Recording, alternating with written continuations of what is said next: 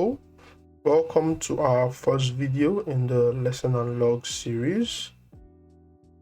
This is a topic from natural language processing called chain of thought, and I explored this for about 2 reading sessions. My main motivation was because I wanted to learn more about large language models. I always take whatever opportunity I get to learn more about LLMs. I take them because my field is actually not large language models but computer vision, but it's always good to know what's going on in other fields. I also wanted to improve my knowledge pool essentially, and that leads into the third point, which is I generally always have problems about solving very complex tasks in computer vision. And a way forward, one of the way forwards is that I can break down complex tasks into simple steps.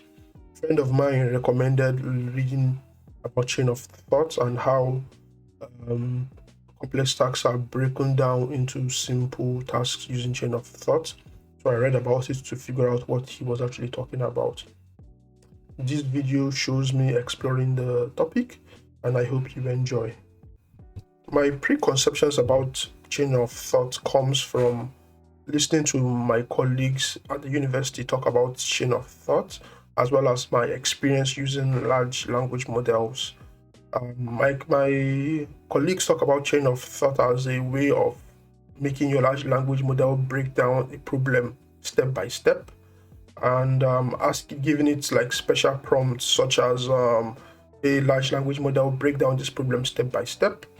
While I thought that also had to do with the way things like ChatGPT work, for example, where you ask ChatGPT a very complex question. Like in my case, while I'm trying to make this video, I wanted to record audios for videos I already made, and I wanted to layer them over. I am very new to CapCut, and this is a very complex question because it requires the large language model to understand CapCut is, understand what audios are, what videos are, and what it means to actually lay over an audio on a video in CapCut, which is a very complex question, and essentially broke it down into multiple steps. For example, the very first step is to record your audio, which makes perfect sense. Import the audio into CapCut as a separate file, edit and enhance the audio, then export the final video.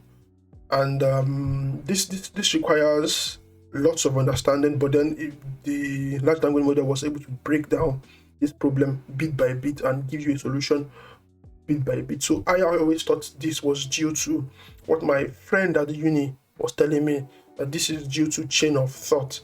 But as I will later understand, not necessarily. I'm not exactly wrong, but the place that the where chain of thought started has to do more with the prompting, that's the question you ask, than actually the output from the large language model. They are related, but it's not exactly what my preconception was a little bit wrong. The very first thing I did was to do a search on Google Scholar and note down some of the most popular and highly cited papers for chain of thought. This would be the most seminal works that have affected the field the most. I also noted down some papers that had to do with chain of thought for vision language models and vision models, as this relates to my field. Secondly, I searched for articles online, which would give me a less technical viewpoint of what chain of thought was, but would be very good for forming an intuition of what the problem is. Finally, I knew I wanted to have some code practice on what I had read in the academic paper, as this would also be very good for retaining some of the intuitions which you had while reading. I selected an IBM article, which I will link in the description, to read and have a preliminary understanding of what chain of thought was. The article explained the concept of chain of thought, which emulates human reasoning by breaking down complex tasks into sequential logical steps before reaching a final conclusion.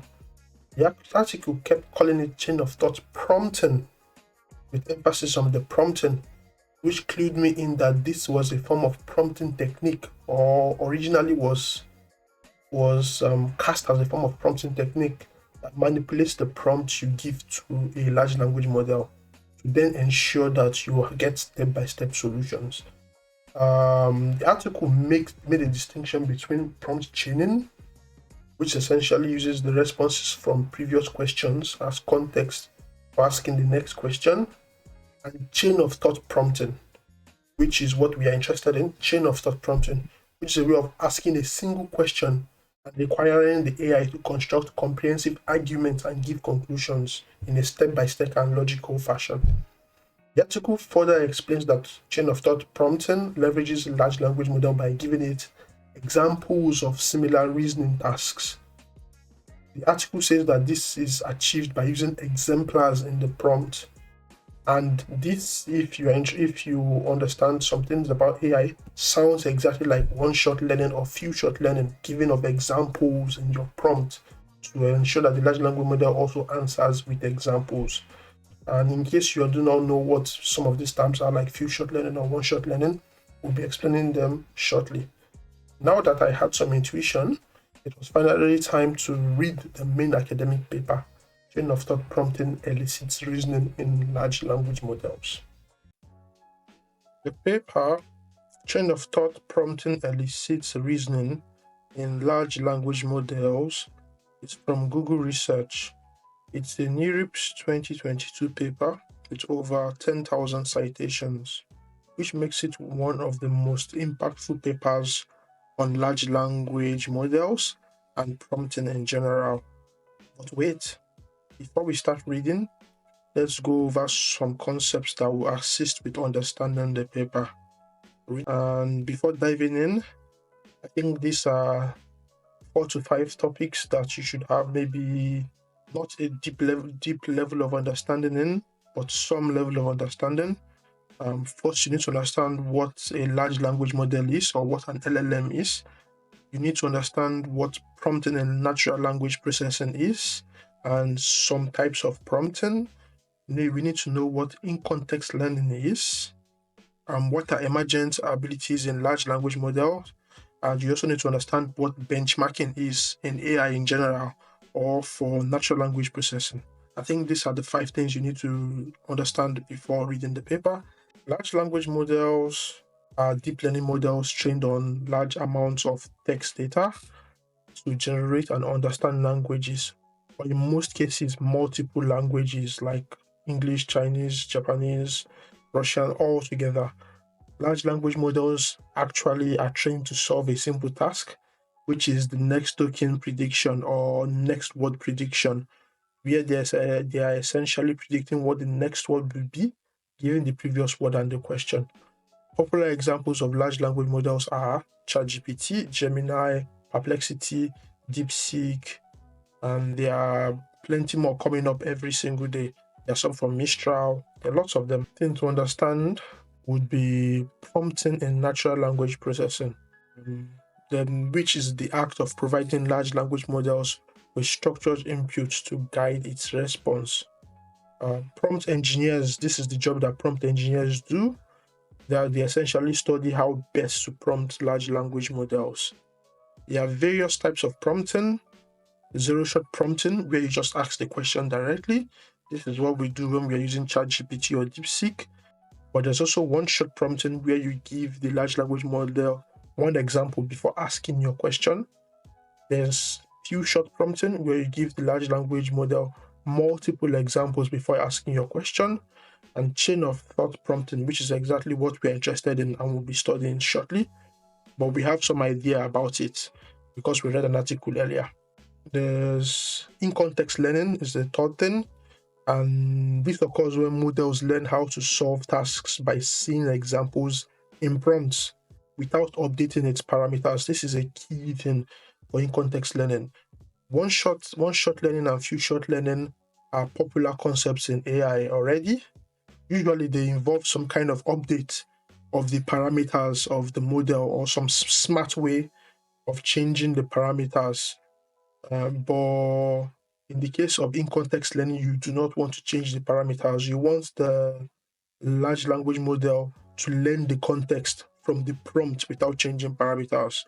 The examples you give models in few shot learning, one shot learning, and even in context learning are called exemplars. This word comes up a lot in the paper. And emergent abilities in large language models is another word that comes up in the paper a lot.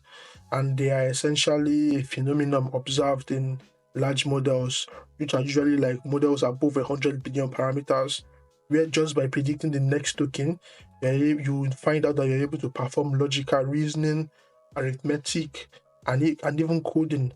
It has been proven that the next token prediction scales well to large model sizes by the GPT papers, which is why lots of AI companies were rushing to make much bigger models and spending millions and billions on making big models. And also the reason why the DeepSeek RL paper was such a big news and made big splash in academia, because it changes this notion that you need to train the biggest models to have the best scores. But that's a digression. Best to keep this to a minimum. I think the final thing that needs to be understood is what benchmark datasets are. And benchmark datasets are standardized collections of data used to evaluate and compare the performance of machine learning models. They provide consistent ways to measure how well different algorithms perform on a specific task. These are collections that allow me to test my model versus my best friend's model and objectively compare which of the models are the best. There are various types of benchmark models depending on the task you are doing, but some of the benchmark models we come across in the paper we're about to read is the GSM 8K, which is grade school math word problems. There's also one common sense QA, which is for evaluating common sense reasoning as well.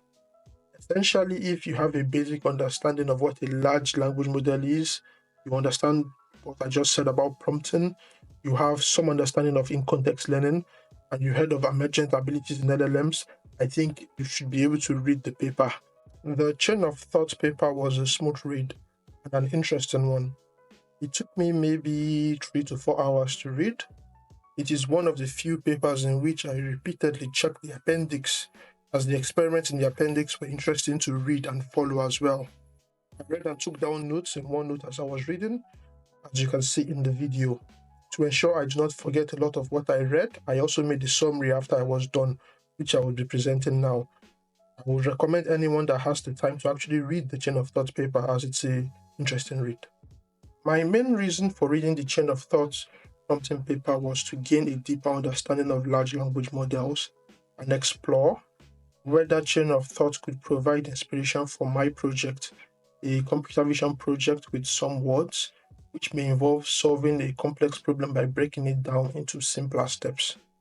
The paper's abstract explains that chain of thought prompting enhances the reasoning abilities of large language models by structuring responses into intermediate logical steps. This approach significantly improves their ability, that's the large language model's ability, to solve complex reasoning tasks.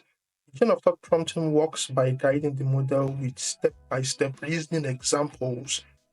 The key finding indicates that chain of thought performs best in large language models and is particularly effective for arithmetic, common sense, and symbolic reasoning tasks. Instead of simply asking a question and expecting a direct answer, chain of thought prompting guides the model to reason step by step using few-shot prompting. The paper provides an example comparing standard prompting with one shot and chain of thought prompting with one shot. One-shot prompting refers to providing the model with a single example before asking it to solve a new problem. The given example involves an arithmetic word problem. Roger has 5 tennis balls. He buys 2 more cans of tennis balls, each containing 3 balls. How many tennis balls does Roger now have? In standard one-shot prompting, that's just giving one example, you just give the answer directly. The answer is 11 without any explanation. But in chain of thought one-shot prompting, you give the example by breaking down the solution. Roger starts with 5 balls. Each cans contain 3 balls. So if you bought 2 cans, then you have 6 balls. That means your new total is 5 plus 6. which is 11 balls. After the one-shot prompt, the one-shot example, the actual question which we are interested in is then asked to the model, which is the cafeteria has 23 apples, 20 are used to make lunch, and then 6 more are bought. How many outputs are left? Standard prompting gives you a wrong answer, which is 27. However, when using chain of thought prompting, the model correctly reasons that after lunch, you only have 3 apples left because there's 23 minus 20. And after buying 6 more, you then have 3 plus 6, which is 9 apples. In addition, the paper also highlights the 2 main inspirations for chain of thought prompting. That is, converting arithmetic reasoning into natural language rationales improves accuracy. That instead of just working with the numbers alone, if you can explain the reasoning in words and not just work with numbers, this enhances performance. The second inspiration was that few-shot learning and in-context learning work really well without requiring model fine-tuning. This had been proved by previous papers. The idea behind the chain of thought prompting was a combination of step-by-step reasoning with natural language, with the idea of few-shot learning working very well. And they found out that using these two ideas together and calling that chain of thought enables better logical inferences without additional training. The last thing I noted was that even though the example in the paper is actually one-shot learning, in reality, the code used 8 exemplars, which is 8 different examples, which covered most of the ideas required for the math problems in the data sets, before then asking the question as the 9th questions. All 8 examples were used for the whole data set, essentially. The results on arithmetic word problems were impressive. By simply changing the prompting style for a general purpose LLM like Palm or GPT-3 at that time, which is 2021, the model outperformed the prior best existing models, which were specifically designed for arithmetic problem solving at that time. The study also found that large models achieved better results compared to smaller ones. Additionally, experiments in the appendix revealed that the smaller models often produced incorrect predictions because they misunderstood the word problems. In contrast, larger models were able to correctly interpret and solve these problems, which led to greater performance on arithmetic tasks. After reading the paper, why do I think chain of thought is interesting? I think there are 2 main things I can see. The first is that you don't need further training, and this is very good for conserving electric power and money. Large language models are expensive to train and fine-tune. The second reason given in the paper is that it gives some form of explainability, as you are seeing intermediate reasoning steps, such that even when the final result is correct and you notice that the intermediate reasoning steps are wrong, there's actually some sort of problem. The authors had the idea of chain of thoughts for arithmetic reasoning, but they quickly found out that chain of thought does not only work on arithmetic word problems, but also on common sense reasoning like date problems, as well as symbolic reasoning like tracking of states. The authors encourage further research into whether chain of thought prompting can be applied to smaller models, as its benefits have so far been observed primarily in large-scale models. They also emphasize that chain of thought does not truly imply human-like reasoning, but rather demonstrates that models can emulate human reasonings when provided with sufficient examples. Additionally, they note that while few-shot learning requires only small exemplars, fine-tuning models for chain of thought will be too cost-expensive, since all training examples will need to include explicit reasoning breakdowns. To address this, they proposed using synthetic and generative models to automate the creation of reasoning-based training data. I had some questions while I was reading this work, and if you guys actually know the answers to these questions, please comment down below, as it would help me. And these questions have to do with my experience using ChatGPT and other contemporary LLMs. They do not do few-shot prompting, at least in the front end, because we don't give examples when we are asking questions to ChatGPT. Instead, it's zero-shot prompting, where we just ask our questions. But even with just giving zero-shot prompting, they are still able to break down problems into steps and solve them. A lot of time has passed since 2021 and 2025, so it's possible that new methods have been made which solve this problem. Do you think that the research community found a way to generate large-scale data sets which allowed for zero-shot prompting. Do you think that ChatGPT in the background is turning our question into a few short question, that's first converting your simple question and giving few short examples before passing it into the model? Or do you know if other better methods have been developed which are currently being used? This requires more reading, but if you have an idea, please comment down below. I also found out that chain of thought probably does not apply well to my research. I do not have many words. I thought of maybe doing something similar to top K prediction for my task, but then I realized that I was bending over backwards to use a tool or an idea. The actual problem I have should dictate the tool to be used, not that I find a tool like large language models and find a way to make my problem to use that tool. Hence, I decided not to spend more time reading on chain of thought. However, I noted down some papers which I would read if I ever need to come back to the topic, and just reading the paper I think was a good experience. After making this summary, I wanted to have some code practicals to further reinforce the idea and ensure that I retain it. So I did some experimentation which I found interesting, and I will be sharing this next. The goal of this tutorial was to evaluate the performance of a large language model using the two different prompting techniques we had learned about, the standard prompting and the chain of thought prompting. I aimed to test these methods on two different arithmetic word problems, an easy word problem and a slightly more complicated word problem. Setting up the practice took less than an hour. The tutorial requires some familiarity with Hugging Face, a popular platform that provides access to open source large language models. To use the models, you need to register on the Hugging Face platform at huggingface.co. I ran the tutorial on Google Colaboratory, also known as Colab, a free AI prototyping platform that comes pre-installed with the Hugging Face Transformer library, which helps streamline the setup process. For experimentation, I selected the Mistral's Instruct, a model available on Hugging Face. When searching for an LLM, it appeared as one of the top options, hence I went with this. If the goal had been to closely replicate the results of the chain of thought paper, we would have used Palm 740B or GPT-3 as referenced in the study. However, my objective was simply to explore the differences between prompting techniques, so I chose a model at random. To use the Mistral Instruct 7B model from Hugging Face, you first need to request access from the model page, which is usually granted instantly. Once approved, you can access the model using your Hugging Face token. There was one main issue with using the large language model on Colab. I could not fit the large language model on the GPU provided by Colab, as the loading of the model kept failing. Hence, I had to work on the CPU.